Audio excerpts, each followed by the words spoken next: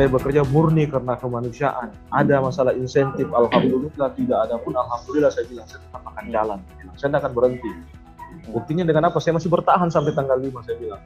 Andai kata kalau masalah insentif yang dijanjikan pemerintah pusat atau masalah honorarian yang dijanjikan kepada saya, itu yang saya incar. Mungkin udah 2 minggu lalu saya sudah lari dari sini. Kalau cuma gara-gara itu sih.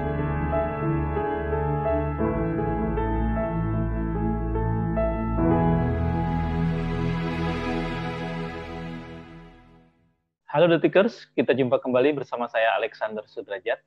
Kali ini saya ingin mengajak Anda untuk mengikuti perbincangan dengan Dr. Sugih Wibowo. Dia sudah 6 pekan ini merawat sekitar 200 orang tanpa gejala di sebuah hotel di Makassar.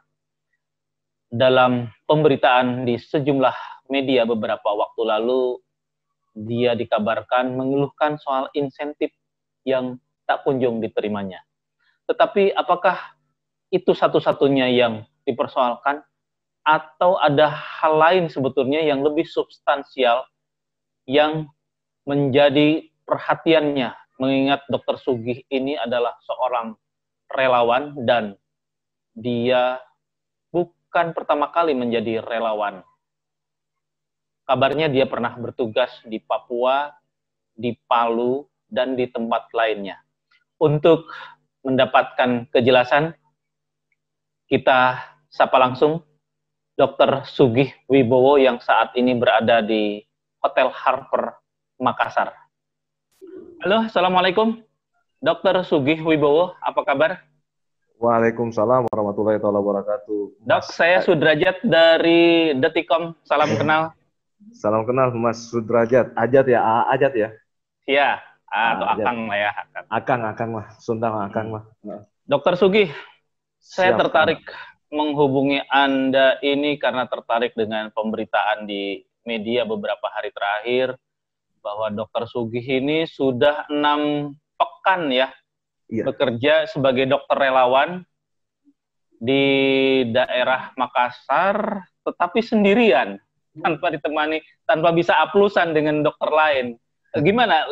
Bisa diceritakan ulang ini? Saya jelaskan dulu ya, jangan sampai ada salah kaprah lagi, dikira saya sendiri lagi. Jadi memang betul, kalau sendiri dokter memang benar, saya sendiri dokter, cuma saya ditemani oleh 4 perawat dan 14 relawan. Cuma tim medis itu 1 dokter, 4 perawat. Nah, kalau ada 1 dokter memang benar, bahasa 1 dokter saya itu memang benar, itu nggak salah, saya sendiri dokter memang di sini. Itu selama 6 minggu. Dengan menghadapi ya sekarang udah 201 peserta. Pasiennya 201 peserta OTG, bukan pasien, Mas. Oh, oke. Di sini peserta OTG dengan swab positif dengan COVID-19. Seperti itu. Jadi awal mulanya itu di sebelum tanggal 24 Kabid Yankes saya dari Kabupaten Maros menyampaikan di forum Persatuan Dokter Umum Indonesia. Itu menyampaikan bahwa siapa yang bersedia menjadi relawan di Hotel Harper melayani menjadi tim medis melayani OTG dengan COVID-19. Akhirnya saya jawab, insya Allah saya siap. Di tanggal 24 saya ditelepon, disuruh masuk tanggal 25. Mulailah awal saya masuk 25 itu, 25 Mei di sini. Seperti itu Mas, 25 Mei mulai ya sampai alhamdulillah ini surat tugas saya yang ketiga sampai tanggal 5 Juli. Insya Allah besok udah pulang. Dr. Sugih praktek di mana? Saya nggak praktek, Mas. Saya kebetulan ASN, Pemda Kabupaten Maros, itu di Puskesmas, tepatnya di Puskesmas Cambah, 40 kilo dari kota Maros, 80 dari kota Makassar, 80 kilo dari kota Makassar. Sudah berapa lama? Sudah dari 2011, 9 tahun ya? Iya, sekitar sudah 9 tahun. Iya, dari 2011. Di satu lokasi, belum pindah-pindah gitu? Udah pindah, saya udah 4 kali pindah puskesmas. Pertama saya terangkat itu di Puskesmas Durikale, terus pindah ke Puskesmas Maros Baru, habis itu pindah ke Puskesmas Tenrana. Terakhir saat ini saya di Puskesmas Cambah. Itu ketika ada tawaran untuk merawat pasien COVID dari pihak dinas, apa yang mendorong Dr. Sugih tertarik untuk mengajukan diri sebagai relawan? Nah ini yang menarik nih, karena hampir sama semua pertanyaannya. Apa sih yang membuat saya mau gitu terjun langsung? Terus terang Mas, saya dari awal ya istilahnya disumpah menjadi seorang dokter. Kebetulan saya lulusan Fakultas Kedokteran Universitas Muslim Indonesia FKUMI tahun 2001. Waktu pertama kali saya disumpah, saya sudah menyumpahkan janji bahwa hidup saya, ilmu saya akan baktikan ke kemanusiaan seperti itu. Jadi kalau ada sifatnya seperti ini, dalam sini Mas yang bicara, hati yang ngomong, bergerak istilahnya. Kamu punya ilmu, kamu punya tenaga, berbuatlah untuk manusia. Saya waktu sudah otomatis panggilan nuraninya ya. Otomatis karena saya pertama kali terjun ke kemanusiaan itu Mas waktu kasus gizi buruk di Asmat. Itu saya dikirim oleh kementerian. Waktu tahun 2018 Mas, bulan April saya tergabung dalam FAC, Flying Heart Care. Yang kelima itu berangkat ke Papua Asmat sana selama 1 bulan. Pulang dari sana terus ada kejadian lagi di Lombok. Saya berangkat ke Lombok menggunakan pesawat Hercules. Pulang pakai Hercules juga. Terus kejadian terakhir yang Palu saya berangkat juga. Itu memang yang gempa itu ya. Yang gempa tsunami itu Mas, itu memang dari dalam. Istilahnya pada saat ada kejadian bencana itu tanpa disuruh lagi itu dari dalam sini langsung ngomong, kamu sehat, kamu punya ilmu, kamu punya tenaga, lakukan kemanusiaan. Seperti itu Mas. Ya, ini loh menarik kan, berarti dokter ini bukan dokter relawan kaleng-kaleng, bukan cemen juga gitu ya. Kemarin disampaikan ke media itu memang benar-benar kondisi yang dialami itu bukan karena sikap mental yang cengeng gitu kan ya. Siap. Dokter Sugih, waktu dipanggil sama dinas mengajukan diri, waktu itu ada berapa orang dan berapa orang akhirnya yang ditugaskan oleh dinas sebagai dokter relawan? Iya, waktu yang dinas sampaikan itu ternyata nggak ada yang mendaftar kecuali saya sendiri. Seperti itu Mas. Sempat kaget juga. Loh kok cuma saya, nggak ada dokter lain? Akhirnya ternyata bukan disampaikan bahwa dokter lain memiliki tugas masing-masing juga di puskesmas, sehingga ya saya dipanggil anak. Nah, Sugi kan istilahnya udah terbiasa terjun ke bencana nih, udah biasa terlibat ke kemanusiaan. Nah, Sugi lah istilahnya. Ya artinya dipilih karena rekam jejaknya ya. Nah, itu dia salah satunya istilahnya. Sebenarnya bukan dipilih Mas, saya menyerahkan diri bahasanya karena saya yang bersedia. Awalnya itu saya yang bersedia seperti itu Mas. Dan alhamdulillah 25 itu surat tugas pertama saya itu tanggal 25 sampai tanggal 7 Juni. 7 Juni saya di swab hasilnya negatif, mau pulang, pas pulang ke Cambah menjalankan tugas saya sebagai dokter poli, tanggal 9 ditelepon lagi sama Bu Kadis. Nah, Dok, belum ada dokter pengganti tak, kalau bisa kembali lagi. Nah, akhirnya saya pulang lah ke rumah, ketemu sama istri cuma beberapa jam, ambil barang apa dan segala macamnya, kembali lagi ke Hartor dengan surat tugas kedua berlaku tanggal 8 Juni sampai 21 Juni seperti itu Mas. Pas 21 Juni mau pulang, di swab ulang lagi, nanti tanggal 25 keluar hasilnya. Ternyata tanggal 25 pas mau pulang ditahan. Dok, sudah ada surat tugas ketiga Kak. Ini dia sebenarnya pertama yang jadi sumbernya. Kok tiba-tiba ada surat tugas ketiga tanpa pemberitahuan kepada saya? Itu yang menjadi pertama yang jadi sumber yang di sini loh kok. Masalahnya ini sudah 4 minggu saya di sini, belum sama sekali saya pulang betul-betul bersama keluarga gitu. Seperti itu Mas. Ada penjelasan nggak kenapa sudah muncul penugasan ketiga? Karena rekam kinerjanya dianggap memuaskan, atau karena nggak ada dokter lain pengganti juga? Mungkin salah satunya itu, dan mungkin salah satunya juga belum ada dokter yang bersedia menjadi relawan lagi untuk selanjutnya. Tapi ya pada saat surat penugasan ketiga itu yang sempat istilahnya ya udah mulai letih dan segala macam, udah frustasi. Istilahnya keluarga juga udah nanyain, kok lama sekali ayah nggak pulang-pulang, dan penyebabnya dan segala macam, ya seperti itu. Sumber masalah yang kemarin yang keluar di detik.com yang masalah istri menanyakan, ya wajar lah istilahnya seorang istri menanyakan suami bekerja di luar kok nggak ada hasilnya gitu kan, ya wajar lah. Kalau saya sih menurut saya wajar aja istri bertanya. Ayah kan sudah 4 minggu di luar kok belum ada hasilnya. Saya cuma bisa bilang sabar. Ini dia yang jadi masalah. Waktu saya bilang sabar, istri ngomong, ya sabar itu nggak bisa dipakai beli susu. Sabar itu nggak berlaku di warung. Sabar itu nggak bisa dipakai beli beras. Andai kata sabar bisa dipakai beli beras, kita udah kaya ya. Ngomongnya gitu. Itu yang membuat saya netes air mata Mas. Ya kalau nggak mau nangis Mas. Kalau saya sih di sini alhamdulillah kan istilahnya saya di sini dapat makan, dapat tempat, istilahnya alhamdulillah lah. Nggak ada lah istilahnya saya mengeluarkan biaya spesial pun kalau di sini. Ya tapi itu masalah istri. Makan tidur di hotel ya? Ya makan tidur saya di hotel. Disiapkan salah satu kamar gitu ya? Disiapkan kamar. Iya. Jadi seperti Dok, itu dari awal, dari tanggal 25 Mei, jumlah pasien, tanda petik, yang ditangani berapa? Memang jumlahnya 190-an itu dari awal? Enggak, waktu pertama masuk saya di sini, peserta yang jadi peserta rekreasi COVID-19 di Hotel Harper ini, itu ada sekitar 140-an sampai 150. Ini kan alhamdulillah ini salah satu inovasi dari Pak Gubernur Sulawesi Selatan, Mas, Pak Nurdin Abdullah. Makanya kan sempat juara 1 kemarin. Waktu inovasi tentang ini yang mengkarantina OTG dengan swab positif seperti itu. Jadi memang di sini khusus yang OTG orang tanpa gejala tapi swabnya positif. Supaya apa? Supaya mereka tidak berkeliaran di luar menyebarkan lagi ini yang namanya COVID. Betul-betul. Dan itu semua ditanggung sama Pemda ya? Semua ditanggung oleh pemerintah. Iya, Mas. Seperti itu. Itu mereka biasanya kan cuma 2 pekan atau 14 hari ya? Terus bersilih berganti gitu datang. Betul sekali. Ya jadi kan ya. Jadi begini. Mereka di sini kegiatannya diisolasi mandiri selama 14 hari. Setelah 14 hari mereka di swab ulang. Kalau swabnya negatif, mereka dikembalikan ke gugusnya, dilanjutkan isolasi mandiri di gugusnya masing-masing, Mas. Tapi kalau mereka masih swabnya positif, lanjut, Mas. Seperti itu. Mereka nggak akan dikeluarkan dari hotel selama swabnya masih positif. Tapi kalau swabnya sudah negatif, dikembalikan kepada gugus masing-masing. Di sini ada dari berbagai kabupaten di Provinsi Sulawesi Selatan, Mas. Bukan cuma dari Kota Makassar saja, bukan dari Maros, tapi dari seluruh kabupaten yang ada di Sulawesi Selatan. Oke. Dari sisi usia, dari jenis kelamin? Dari usia sih mulai dari 40 hari pernah ada yang bayi 40 hari sampai ya usia 60, ada 60 tahun di sini ada yang istilahnya menjadi peserta. Seperti itu, Mas. Kalau masalah yang bayi itu sudah diizinkan pulang? Alhamdulillah, yang bayi itu kebetulan kan ibunya positif, bayinya juga ikut positif, alhamdulillah pas ibunya negatif, bayinya juga ikut negatif, udah bisa pulang, Mas. Alhamdulillah. Dan kondisi yang OTG ini hasil akhirnya tidak ada yang sampai meninggal kan?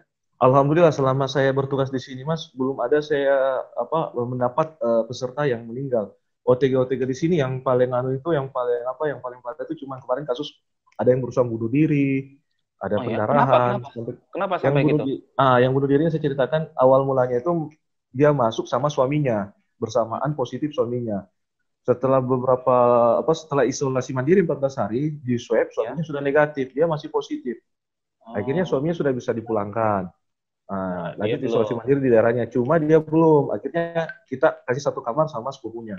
Satu kamar dengan sepupunya, beberapa hari dia stres. Sepupunya menelpon pendamping. Bu, pendamping minta tolong, ini sepupu saya mau bunuh diri. Akhirnya pendamping kabarin ke saya, Dok, ada peserta di lantai sekian mau bunuh diri. Akhirnya saya menggunakan APD, yang istilahnya orang bilang baju astronot itu, yang pakai hazmat apa dan segala macamnya, naiklah di atas kamar.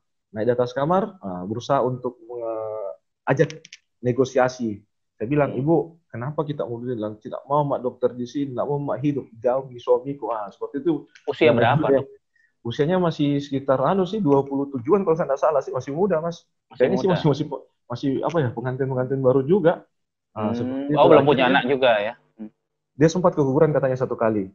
Akhirnya saya negosiasi, akhirnya saya berusaha untuk video call suaminya dan alhamdulillah suaminya mau mengerti. Kita hadirkan suaminya, pisaunya dia mau serahkan sama saya. Kita ketemukan sama suaminya, tapi dengan catatan tetap social distance, jaga jarak, pakai masker, dan tolong saya bilang sama ibunya, Bu, ibu masih positif, tolong jangan peluk suami tak, karena kapan kita peluk suami tak. Lah itu di kamar hotelnya kok bisa ada pisau gitu, gimana itu? Itu dia, waktu dia masuk, dia bawa pisau, alasannya kan mau potong-potong buah, Mas. Bawa perbekalan sendiri gitu. Iya, seperti itu. Waduh. Dok, kejadian-kejadian lain atau rutinitasnya seperti apa sih sebagai dokter yang menangani sekian banyak pasien itu? Rutinitas saya pagi hari, Mas ya. Kalau dari jam berapa itu biasanya? Saya mulai setelah subuhan. 7:30, Mas. 7:30 itu bangun pagi, saya itu paling pertama ngecek HP.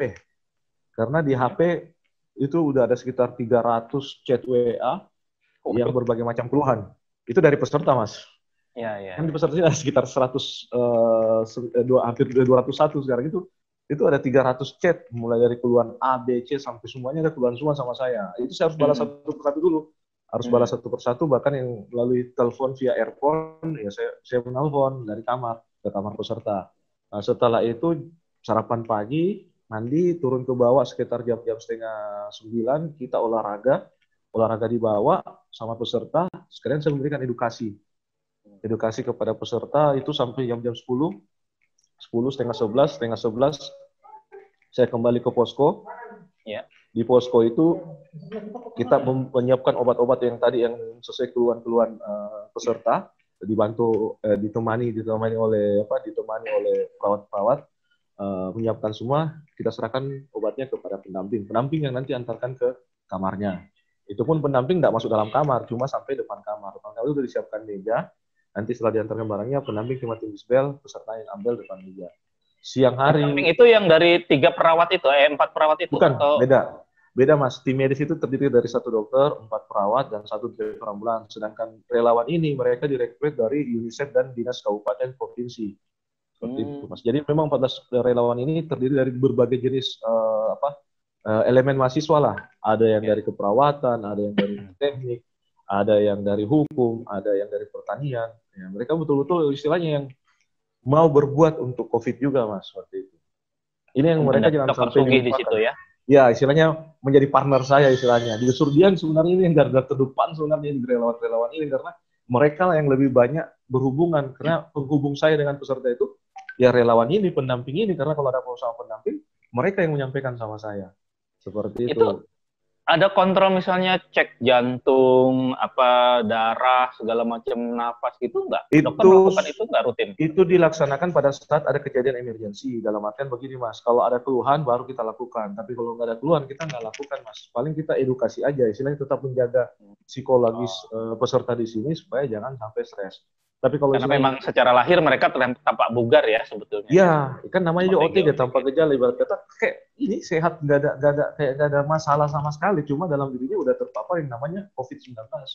Seperti itu Mas. Nah, Dokter Sugih tadi kan bilang tiap pagi itu ada sekitar 300-an pesan chat. Oh, chat ya, betul. WA. Lewat ya, betul. Itu rata-rata mereka mengeluhkannya apa? Ada yang mengeluh pertama, ada yang kabumanya, ada yang mengeluh batuk, ada yang mengeluh sakit kepala, ada yang mengeluh beringus, ada yang mengeluh hidung tersumbat, ada yang mengeluh gatal, sakit mata, dan segala macam. Berbagai jenis istilahnya yang gejala-gejala ringan lah. Kalau keluhan mereka dan mungkin itu juga lebih ke psikologis sebetulnya ya penyebabnya ya. Tergantung Mas, ada yang karena psikologis, ada juga yang karena faktor makanan atau faktor-faktor yang lain. Kayak gatal kan bisa disebabkan oleh faktor makanan. Mas. Alergi gitu ya. Alergi makanan, betul ya. Alergi makanan itu kan disebabkan salah satunya faktor makanan. Seperti itu Mas. Ada yang mengeluh bosan, Dok kapan saya diizinkan pulang? Itu ada berapa? Karena ada yang peserta yang sudah sampai 8 kali swabnya masih positif, ada. Dia udah 8 pekan juga di sini. Soalnya udah lebih lama lah dari saya, udah pada protes semua. Dok, kapan saya pulangnya? Nah, inilah. Alhamdulillah kemarin dia sudah pulang. Dengan itu saya berikan tips dan triknya agar bagaimana menghadapi swab. Mudah-mudahan bermanfaat. Ini bagi yang nonton detik.com juga. Mudah-mudahan bermanfaat bagi yang ingin swab. Ini ada sunnah Rasul dulu. Ya. Kita dianjurkan untuk berwudu secara baik dan benar. Untuk berwudu pada saat di daerah hidung, karena yang mau diperiksa daerah hidung sama tenggorokan, ini daerah hidung kita usahakan hirup tuh air. Dihirup, bukan cuma dikorek-korek begini, tapi dihirup airnya. Sampai mentok. Sampai pening gini ya, bagian ubun-ubun. Istilahnya, itu yang terbaik mentok, katanya kan? Itu yang terbaik, karena dia akan air mentok, itu akan mengalir keluar bersamaan virus dan dan segala macam yang melekat di daerah hidung.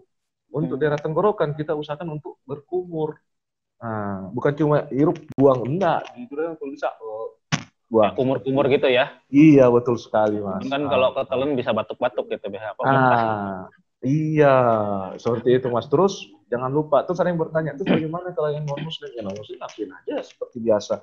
Hirup aja sama berkumur. Perbanyak minum air hangat. Nggak usah pakai garam sih kalau saya. Cukup air hangat sih. Saya pernah baca bukunya The Power of Water Mas. Dalam buku The Power of Water itu, 3 air yang jenisnya sama, yang satu air dibacakan ayat suci Al-Quran, yang satu tidak diapa-apai, dan yang satu dimaki-maki, ini ketiganya akan berubah molekulnya secara otomatis. Ini yang dibacakan ayat suci Al-Quran, ibarat kata dibacakan doa atau yang bahasa yang baik-baik, dia akan berubah molekul yang sangat bagus. Sedangkan air yang dimaki-maki, molekulnya sangat jelek sekali. Air yang biasa tetap aja molekul biasa. Jadi itulah the power of water. Buktikan sendiri, saya pun alhamdulillah, di diri saya itu Mas, tiap malam, sebelum tidur meminum air, itu saya bacakan minimal surat Al-Insyirah atau Al-Ikhlas, An-Nas, sama Al-Falaq, seperti itu. Dan saya niatkan, didoakan semoga melalui air ini dapat mengeluarkan segala penyakit yang ada dalam tubuh hambamu, keluarnya melalui apa? Buangan kecil, buangan besar, maupun keringat hambamu. Kalau yang non-muslim bertanya, bagaimana non-muslim? Anda punya agama dan kepercayaan masing-masing, ikuti doa sesuai agama dan kepercayaan Anda. Insya Allah Tuhan Yang Maha Esa itu tidak tidur, pasti akan melihat. Karena jangan lupa, yang sang penentu itu adalah Tuhan Yang Maha Esa. Itu yang kita lupakan. Kadang orang sudah berusaha, tapi contohnya, sudah berusaha membersihkan daerah yang mau diperiksa, tapi ada dilupa, sang pencipta, dia yang menciptakan ini virus. Itu yang dilupakan. Seperti itu, Mas. Ya, buktinya, alhamdulillah juga yang waktu surat tugas ketiga saya yang sempat sakit hati, saya sih waktu sempat sakit hati ya, tapi lama berjalannya waktu, alhamdulillah saya positif thinking aja. Ini udah yang terbaik buat saya. Ibarat kata, menurut saya baik, belum tentu menurut Allah baik. Jadi menurut Allah baik, belum tentu menurut saya tidak baik, belum tentu menurut Allah tidak baik. Jadi saya sudah berpikiran positif, ya udahlah. Inilah takdir saya, Allah menentukan saya di sini. Mungkin pada saat waktu saya surat ketiga keluar dan saya menolak, saya pulang ke rumah, akan terjadi sesuatu sama saya, tapi saya lanjutkan. Karena misi saya itu tadi, kemanusiaan, pantang pulang sebelum selesai. Nah, Dok, tadi kan Dokter Sugi sempat menyinggung bahwa, dari sisi pribadi Dokter Sugi sih bisa paham semua yang dihadapi ya. Cuman tadi istri sempat mengeluh gitu kan ya. Betul sekali. Istrinya kerja nggak? Enggak.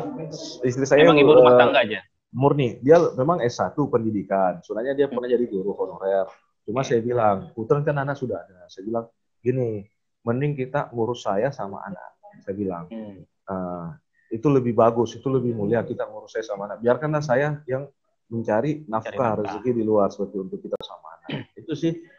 Sehingga memang full totali itu istri sangat berharapnya sama saya. Seperti itu.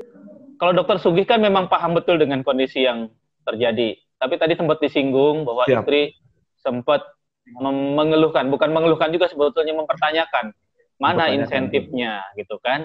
Dan kemudian oleh media kan itu justru angle yang diambil kan, karena memang menarik gitu kan. Itu dikaitkan memang kejadian beberapa pekan lalu di hampir semua tenaga kesehatan belum menerima insentif gitu kan. Nah, ketika media memberitakan pernyataan Dokter Sugih, itu reaksi atau respon dari pimpinan di Makassar sana, dinas kesehatan seperti apa? Marahkah mereka? Tersinggung? Kayaknya, karena alhamdulillah kalau sudah dapat berita itu, ibarat kata alhamdulillah ya istilahnya cepat diproses. Seperti artinya kan pasti tersinggung kan, seperti itu. Tapi alhamdulillah. Sebenarnya bukan insentif sih yang dipertanyakan istri saya, tapi lebih tepatnya ke uang harian yang istilahnya yang istri saya tanyakan. Karena ibarat kata kan saya bekerja harian di sana, kenapa sih nggak dapat uang harian, uang capek apa dan segala macamnya. Iya itu tadi. Alhamdulillah kalau saya pribadi sih saya nggak pernah melihat dari itu. Kalau saya itu dari segi saya, tapi ya anak istri di rumah ya pastilah yang namanya istri, pastilah dia akan menuntut haknya seperti itu, Mas. Pastilah itu. Sempat ditegur nggak sama kepala dinasnya? Sempat sih.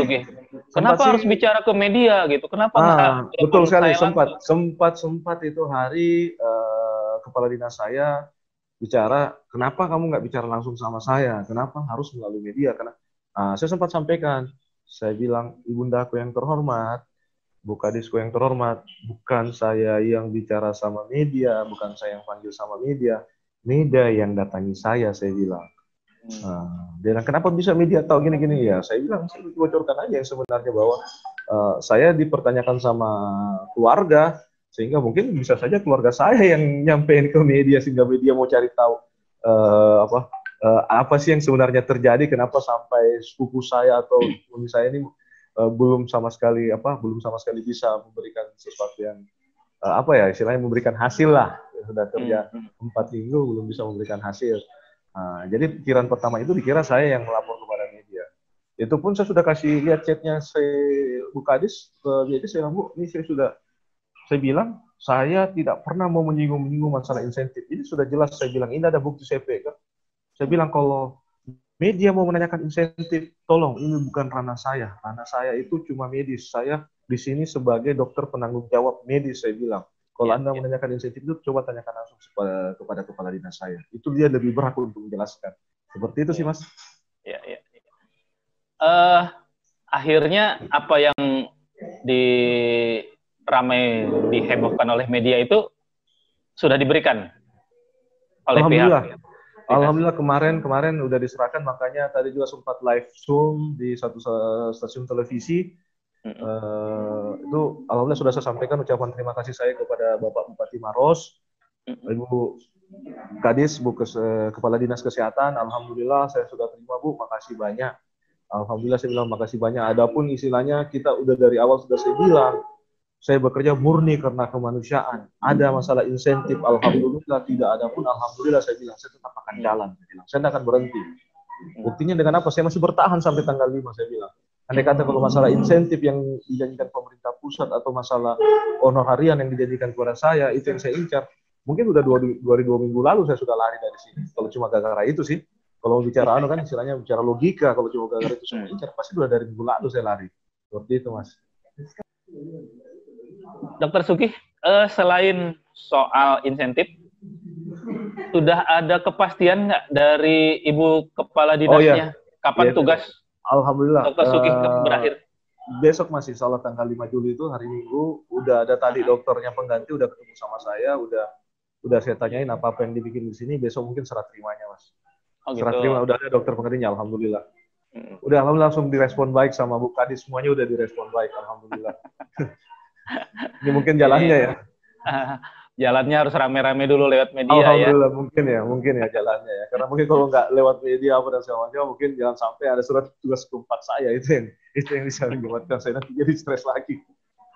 Itu, apa yang Dokter Sugih sampaikan ke calon dokter pengganti tadi dalam pertemuan perkenalan tadi? Udah saya sampaikan apa-apa kegiatan di sini, apa-apa yang harus dilakukan selama berada di Hotel Harper, dari pagi itu sampai jam berapa standby-nya. Saya bilang ya namanya saya dokter sendiri harus standby 24 jam. 24 jam berarti kapanpun kita harus siap menerima keluhan dari peserta. Mau jam 1 malam, jam 3 subuh, bahkan jam 4 subuh pun kita harus sudah siap. Dan jangan pernah mengeluh. Itu kata saya, jangan pernah mengeluh, tetap semangat saya bilang. Dokter penggantinya lebih muda dari Dokter Sugih? Lebih muda, alhamdulillah dia lebih muda, masih berusia 25 tahun tadi dan belum berkeluarga. Selesai kalau itu mah ya. Dan belum berkeluarga ya. Nah, ya, mudah-mudahan kau bisa bertahan lah. Dokter Sugih itu asli Makassar. Kok namanya Sugih Wibowo soalnya nih, kayak Jawa gitu. Kan saya anak dari Heri Saryanto SE, orang Bandung, bapak saya Bandung. Ibu Dr. Haja Yusamsiar Yusran, SPA, spesialis anak, Makassar. Seperti itu. Dua-dua orang tua udah meninggal. Seperti keluarga itu. Dokter ya? Ibu yang dokter. Ibu ya. Alhamdulillah adik 2 dokter. Alhamdulillah. Berapa bersaudara? 3 Mas. Saya anak pertama. 3 bersaudara ya? Iya. Ya, saya bisa paham sih kalau misalnya soal insentif ini agak terlantar karena dari namanya memang udah Sugih, udah kaya sebetulnya. Sugih Wibowo. Sugih kayak Wibowo, Mas. Sugih Wibowo itu kayak Wibowo.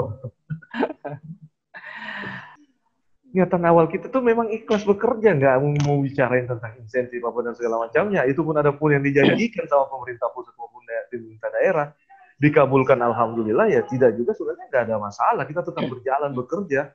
Karena memang kami sebagai seorang dokter, istilahnya semua dokter kan istilahnya sudah disumpah. Seorang dokter itu pasti akan kata pertamanya itu kemanusiaan, itu yang paling pertama. Seperti itu, Mas. Buktinya banyak-banyak teman-teman sejawat kami, senior-senior kami yang jadi korban, meninggal gara-gara COVID seperti itu. Dan kami nggak pernah menuntut yang istilahnya neko-neko yang harus demo apa dan segala macamnya, seperti itu, Mas. Jadi memang saat ini apa ya? Banyak yang berpikiran dokter itu ambil untung besar, apa dan saya jelaskan, minta maaf bos, dokter nggak pernah mengambil untung besar. Dokter itu mengambil untung besar dari mana? Daripada Sang Pencipta, siapa? Allah Subhanahu Wa Taala, Tuhan yang Maha Esa.